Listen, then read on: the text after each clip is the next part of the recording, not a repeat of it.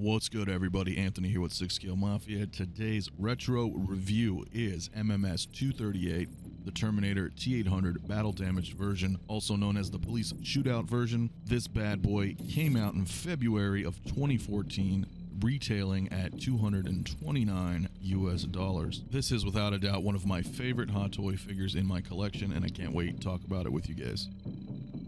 Now, he comes with two head sculpts here. You've got a semi-damaged one here that you can totally tell the likeness of 1984 Arnold is there. It is on point. These paint apps and textures are amazing. You can look at the details here. These features here, I mean, the eye. That eye looks so awesome, guys. This is one of my favorite ones. Taking a look at the detail here in the pores, the facial structure, I mean, this is absolutely Arnold from the 80s.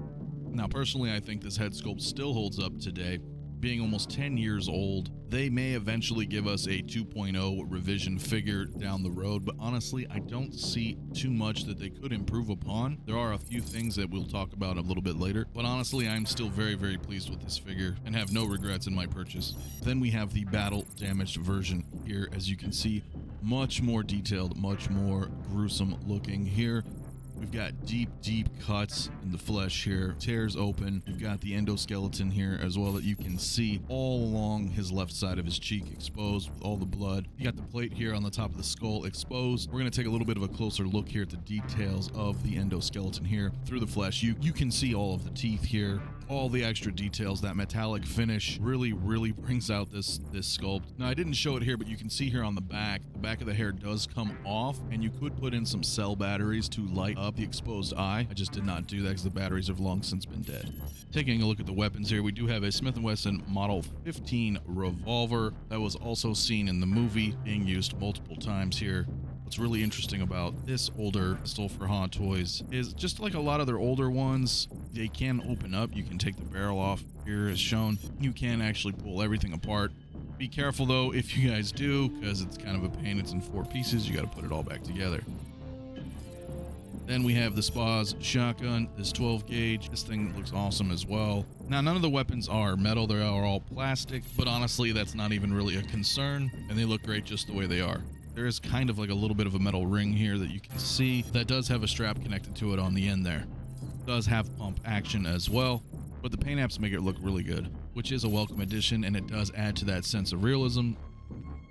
Then you've got the AMT Hardballer, this handgun here with that ginormous scope on it. Again, all plastic, but has this nice silver brushed finish paint job. Lots of texture here, especially here in the pistol grip. Just a nice looking piece altogether. And again, if you really want to capture that iconic movie cover poster of Arnold holding this gun, this is a must-have accessory in my opinion. And I think it just looks really cool, man. This thing screams 80s nostalgia. I absolutely love it. And then finally, we have the Armalite, the AR-18. This thing is awesome. You can go ahead and pull back the hammer. It's got really nice finishing here up on the top. And here on the top, you have the nice detailing here with the iron sights. And the strap can be removable if you choose to. You can see here in the rear as well. It is also attached with a little piece of metal for the straps. And it does come with 2 double-sided magazines. The bullets you cannot load. You can kind of see here what I mean. They're just kind of engraved in here, but you can actually put them into the gun, which is pretty cool. You know, revisiting this figure really blows my mind that this is 8 years old and the quality still holds up to this day. Now, that pretty much rounds out all 4 of his weapons, so now we'll go ahead and take a look at the actual outfit. Okay, now the biggest complaint I would have to say is this pleather jacket. I know a lot of people have had problems with it, peeling and flaking over the years. Fortunately, mine has been okay. I also do apply 303 on these pleather jackets just to be safe. Haven't had any issues so far. But the jacket itself is pretty awesome. As you can see, all the bullet holes and rips and everything into it is really cool. You do have all these, like, you know, the braided straps here and everything, and then the belt loop. You can actually zip up the jacket, but it is kind of a pain. And of course, he does have that really thin t-shirt here with the blood stains and bullet holes as well, which is a really nice touch. Basically just your standard khaki pants, just like it was in the movie. I've never tried to actually open the pockets, but they are pretty nice looking, the stitching. And finally, you do have these boots. Again, they are kind of that pleather-like boots, but you can see all the studs here and loops through everything. Anyway, I hope you guys enjoyed the video. We're going to go ahead and leave it on this note with a few poses. If you guys want to see more of these retro reviews, please let me know in the comments below, and I'll see you guys in the next one.